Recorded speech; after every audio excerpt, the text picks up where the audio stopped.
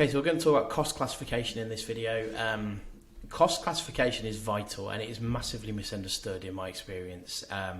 The cost types have different names, like variable costs, fixed costs, direct costs, cost of sales, overheads. You know, there's lots of different names for these different types of cost, and some of them are real misnomers. Some of them really sort of give you an impression of what it should be, and it really isn't.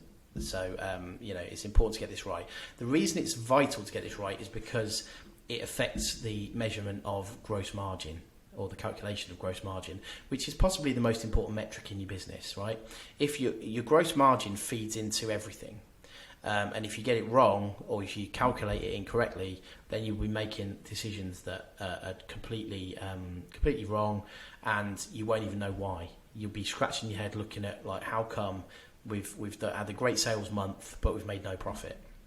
So it's vital that you understand cost classification and where they should sit in your budget and your P&L, and how they impact your gross margin, because your gross margin affects your break-even point, it affects your margin of safety, it affects any kind of marginal analysis. So it's important to get it right before you go off down the wrong path.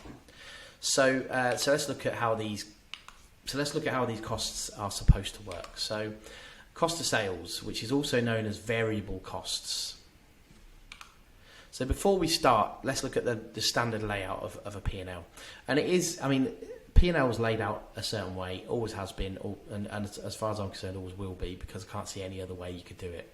So you've got revenue at the top, cost of sales, then you've got your gross profit, and usually then you can calculate your gross margin from that.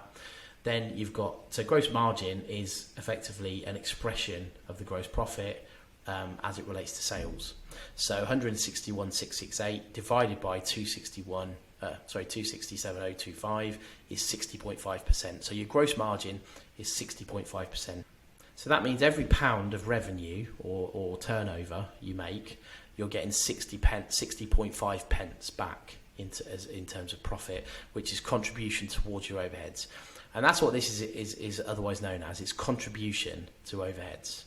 So when people talk about marginal contribution, you may have heard accountants and analysts talk about marginal contribution. That's what they're on about. And given that, you know, the next thing you need to cover is your overheads, which is the layout: revenue, cost of sales, gross profit, gross margin, overheads, and then net profit, which is ultimately what is left in the business before you deduct tax, and that's your money then. So if we look at how the costs are classified, so the first one, as we said, after your revenue, is cost of sales, which are variable costs usually. Not always, but that's generally what they're called. Now, the word variable there is quite frustrating for me, because a lot of people, a lot of clients we talk to, a lot of people I bump into at networking events, they refer to variable costs as if they're just any kind of variable cost should be a cost of sale. It shouldn't be, and we'll go through that in a minute as to why. The next cost bracket, as it were, is overheads, which are also known as fixed costs. So the standard definition here is that a cost of sale is literally a cost of sale. The test for that is, if you didn't make any sales, would you still incur that cost? And if the answer is no, then it's legitimately a cost of sale. If the answer is yes, then it should be an overhead. There are exceptions to these, but I'm talking generally, in general terms. If you did no sales and you still incurred that cost, then it's an overhead. For example, if you look at some of the examples here, you've got insurances. So insurance, this is a transport business, so they do have fleet insurance as a cost of sale, but general insurance is down here. So that would be the insurance on your office or your contents, or, employer's liability and stuff like that. Accountancy and audit fees. Now, that does not fluctuate depending on sales. It's going to be an overhead.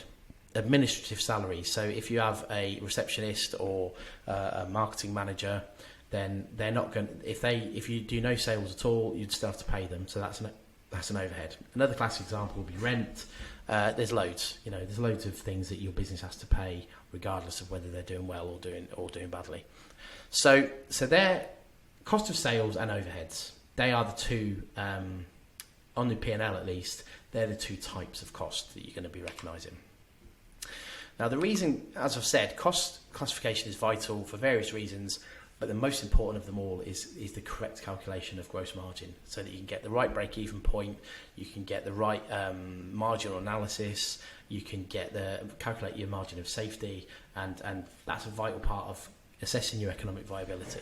So cost of sales, as I say, often known as variable costs, which I don't particularly like, and overheads often known as fixed costs, which I don't particularly like.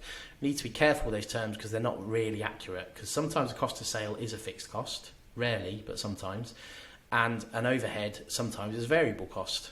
Again, rarely, but sometimes. But if you get locked into this idea that variable costs are always cost of sales and fixed costs are always overheads, then you will end up misstating your margin and making incorrect decisions. So it's important to get your head around this. So there are actually, broadly speaking anyway, there's not 2 types of cost, there's 4, which we're going to look at now. So variable, it varies directly in line with output. So again, if you did no sales at all, you would not incur any costs.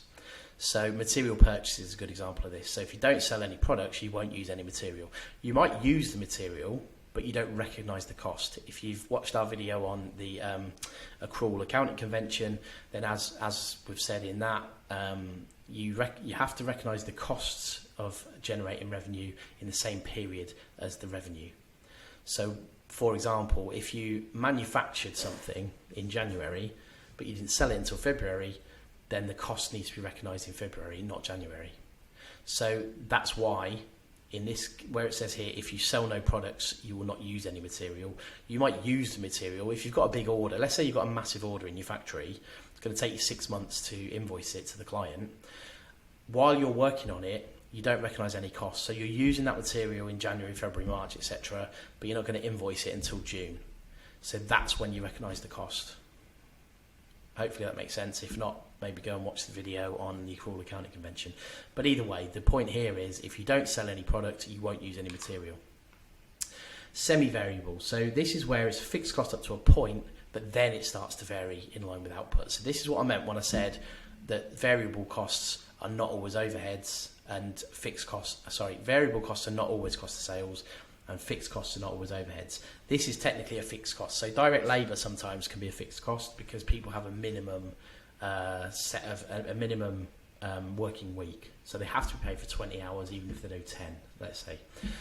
So this is a good example of a semi-variable cost. So it varies, it's fixed up to a point and then it varies in line with output. So for example, in this example, direct labour where employees have a basic rate of pay and are then paid overtime.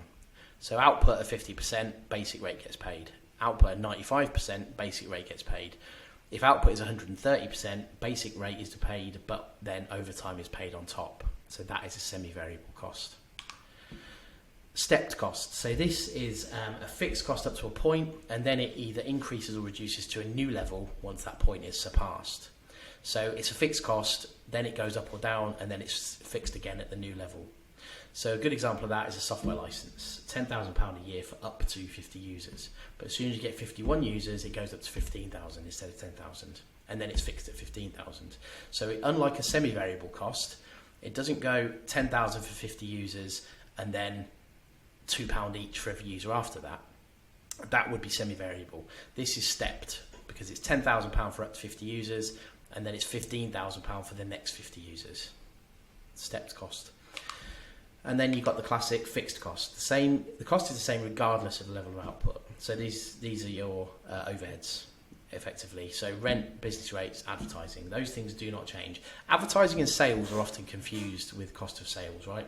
It's not the cost of making the sale. It's a cost of providing the output for the sale. So you could pay a marketing manager, I don't know, 150 grand a year, and they might run marketing campaigns that cost a fortune. They might sell nothing at all. So that cost is not related to the amount of output. It's related to, it's an attempt to generate sales. It doesn't actually, it's not nothing to do with the actual service being sold or the product being sold. Same applies to sales commission. I've seen that mixed in with the cost of sales. It's not, cost of sales doesn't mean the cost of selling. It means the cost of providing the product that you've sold. So sales commission is not a cost of sale. I mean, again, there's always exceptions because sometimes those arrangements include other elements that may be considered a cost of sale, but I'm speaking generally. So broadly speaking, if you classify these costs correctly, variable and semi-variable are usually considered direct costs or cost of sales. Stepped and fixed costs are usually considered overheads. It's not always the case, so you do need to gauge each cost on its own merit. The classic question to determine this is, if I made no sales this month, would I incur that cost? And if the answer is no, then it's an overhead. If the answer is yes, it's a cost of sale. If it's maybe, or could be, or anything other than a flat yes or no, that's when you need to look at the semi-variable and the stepped elements, because it could be one of those. So I hope that makes sense. As always, reach out if you've got any questions.